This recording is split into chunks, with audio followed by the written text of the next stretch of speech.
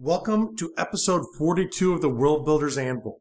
I'm your host, Jeffrey W. Ingram, and today's topic, Worldbuilding Trap, the trouble with tropes.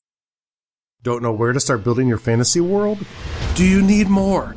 Does it make sense? Forget any worries and become a crafter of imagination. This is the place that will help prime your mind. Now, it's time to heat up the forge, break out the mithril ingots and hammer. Welcome to the World Builder's Anvil. I'm your host, Jeffrey W. Ingram. Let's sup from the mug of Java and build. Welcome back. And today I want to talk a little bit about tropes. And you might think you have an idea of what I'm going to say when I talk about the trouble with tropes, especially in fantasy. If you spend any time at all, like I do, going around the internet, reading things on world building in fantasy, one of the things that you're going to find are a lot of people have their ideas about what are the tropes in the fantasy genre or in the science fiction genre or any other genre of books or movies or comics or really in anything. People will talk about tropes. And the thing you have to keep in mind is read what they're saying. There's some good information there. The problem we have when we talk about tropes is we look at it from the wrong way when we talk about it in the sense of fantasy fiction. Now, the question that you might ask is, well, am I saying tropes aren't bad? And that's not what I'm saying. What I'm saying is there's a key thing you have to understand when you are writing, and that is no one is capable of writing the perfect book for everyone. So when you're writing or you're doing anything that you want people to buy from you, marketers will talk about this idea of an avatar. And I've mentioned this a few times in my show, and if you've talked to me in person, you'll have heard me talk about avatars. And I'll usually ask, what is your avatar? And you might be thinking right now, what is an avatar? What is he talking about? An avatar should be a person that you know pretty intimately. And they're not a real person. They might be based off of one. However, an avatar is the perfect person for the good or service that you're providing. So, for example, my show has an avatar. His name is Jeff Ingram. That's kind of lame, but it's true.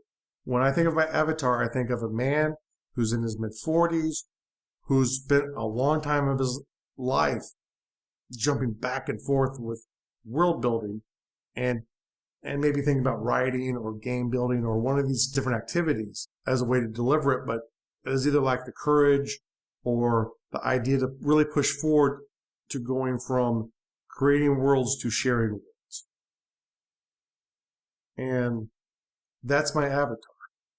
And because of that, I know some of the things that scare my avatar. I know some of the things that makes my avatar happy. I know things that they won't like. For example, if I came in here every episode and said, and now you need to go buy this, my avatar would start to become suspicious that all I care about is sharing affiliate links. And I do share affiliate links. However, that's not the main purpose of my show. The main purpose of my show is to give something in a short period of time that someone can listen to and be inspired by questions, because that's what my avatar wants. So when you're faced with the quandary of, is my work in progress a trope? You have to ask yourself, A, is it a trope? And B, does my avatar care? And C, do I care? If my avatar cares, you should stop and rework what you're doing. If you care, you should stop and rework what you're doing. If those two things are in conjunction and you are correct, even though your book might be a trope in the minds of other authors or in the minds of critics, it will appeal to your market audience. And if that's ultimately the expression of how good of an author you are. It's wonderful to be able to write really pretty words down or to deliver a really wonderful story. However, if you can't find people who want to purchase that from you, that's your limitation as an author. It's not what people think, especially people who don't buy the good from you. If they're not buying the book, if they're not buying the game, you should listen to them, and they maybe have valid points and ways that you can become better. However, your ultimate goal as the author is to know your avatar. And maybe they are your avatar. Maybe you're writing books for other fiction writers. And if it is, you really need to listen to what they're saying. So tropes in and of themselves aren't bad. Setting medieval fantasy on Western-inspired cultures might be a trope. However, if your avatar is going to be attracted by that, then you should still write that trope. One of the reasons people consider trope is because it's done so often. The problem with their argument is the reason it's done so often is because it sells. And part of this is Tolkien's fault. Middle-earth had a very medieval vibe to it. And a lot of people's first experience with fantasy is that book. And because of that book, that is a trope. But part of the problem is if you wander too far from what your avatar wants, they will not buy it, no matter how good or how well written it is. So you have to keep in mind your avatar. Another thing you want to think too, when you read through a trope and you think it might relate to a work you're doing, is does your work seem forced? Because there's this other idea called Hand of God, which I'll do another Worldbuilding Trap on later on. But does the work seem forced along the trope? Like you're trying to force it into this medieval setting because you think that's where it needs to be. If it's a medieval trope that you have, and people are saying it's a trope, and it's not really working for you, that should be a cue that maybe I don't want to write it here. Maybe I'm trying to force it into a place it doesn't exist. If I want to deal a lot with modern teenage angst, picking a medieval world of any sort, where culturally and societally they have developed that much to what we would call medieval on Earth, you're not having a lot of teenage angst over why didn't Billy contact me on the farm radio. Oh, that's probably not a radio, but maybe Magic made a radio. We'll use that Hand of God right there. So he didn't contact me on the radio. Why didn't Billy contact me? The closer you are to struggling for survival, the less you have for those kinds of thoughts in your life. The less you have to deal with depression in a book where people are subsistence living. So maybe you're in the wrong setting and you really should be listening to the person telling you about the trope, because you shouldn't agree with it. You should go along with what they're saying because your story doesn't really fit there. But the other thing is, does it seem fake? Maybe you haven't put enough time into your world. Like I said, maybe, it kind of goes back to what I was just saying. But if it seems fake or if it seems forced, you have a problem trope. And tropes in and of themselves aren't necessarily bad.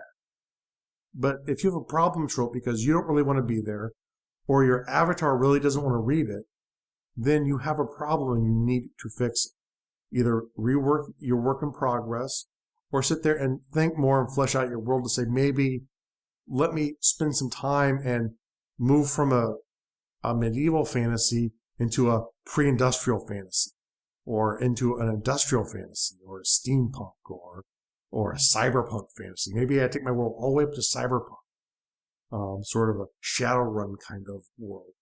And the other thing you have to remember too, which is unfortunately not my shows, are you're always going to have critics. You're always going to have people you're always going to have people who don't appreciate your work. And where I try and listen to people to derive value from statements, because I'm a big believer in criticism and making your work better. The first question I ask myself is, are they my avatar? If the person is not my avatar, if they give me constructive criticism, I'm still going to consider it because it might make my avatar more happy. If they are my avatar and they're giving me that criticism, if they're that person who I think is going to buy my book and they say, it's a big joke, this is horrible, oh, how predictable, that's a huge problem. Because your avatar is not YA or MA. Your avatar is a person. There are groups of people. If you do not focus on the actual individuals who are going to buy it and what they think about it, they're going to punish you by not buying your book. And if they don't buy your book, it's going to be harder to send out the next book. Or you're losing money by sharing your books. And that should not be a goal, to lose money when sharing a book. Now, I want to give a special thanks today to one of my reviewers, Rae Elliot. Thank you for the wonderful review. Also, I love your podcast, Fractured, as well. However, we'll talk more about Rae in a moment. But for everyone else, please remember to subscribe, rate, and review my show on iTunes. And I will appreciate you one day as well. Actually, I appreciate you for just listening. But really, people who rate and review my show really help out a little bit more. And then people who are part of my newsletter, especially the ones that email back and forth with me, at this point in my life, there's nothing I appreciate more than getting those emails back. The rating for this episode is a basic topic. This is a basic topic. You need to understand what tropes are. If not, you're not doing enough reading about the genre you're working in. And do some more research. Find out more what tropes are and think about your work. It's not going to hurt you. And sometimes you might feel like they're talking about your work. And maybe they are. But once again, take it back to your avatar. The world-building task for the day. Now, I just gave some people an out for tropes, and some people really are principally opposed to tropes. So I want you to go to the show notes page on gardual.com. If you go to the podcast section, you look up the episode 42, you will see a comment section. Go right there, or hit me up on Twitter at Jeffrey W. Ingram. You'll notice a bunch of things about a podcast when you find me. But just let me know, hey, you're way off in this trope thing, or you're dead on. Yes, you might do them, but they're not necessarily bad. So let me know if you think I'm right or wrong, or maybe you don't think I went far enough. Maybe you think tropes are always correct. Let me know. And also, your real world task for the day is very similar. Let me know what are other areas that you see problems with tropes. And I listed a few earlier on, but tropes are not something limited to fantasy or writing. So if you see like there being trope issues in games, in art, or whatever, let me know either through my blog, sign up for my newsletter at gardual.com. You'll see right in the top navigation bar, I click a link to newsletter. You can join that. Email me and we can have a discussion on it. Or Twitter is another great place to contact me. The tease for the next episode is an interview with Rae Elliot. And yes, that is the same one who I was giving thanks to for the review. Just to let you know, she's not being interviewed because she gave me a review. She's being interviewed because I find her world building interesting and I like the stuff she does. That is the only requirement, and that and me finding you and sending out an invitation and you accepting it. Yeah, that's pretty much the policy. And as always, make sure to go to gardual.com. That's GARDUL.com for the show notes. It'll be under podcasting, World Builders Anvil. That's a great place to get all of the information from the episode that you've just listened to and to see all the resources that we've talked about in this episode. Thanks for joining us this episode of the World Builders Anvil. Please be sure to rate and review us in iTunes, and please help get the word out to your friends about our show. And join me, Jeffrey W. Ingram at gardual.com, to see the progress of my world and learn why I made the choices I did. And please contact me and let me know the topics you would love to hear in the future. Now strike while the myth rolls high.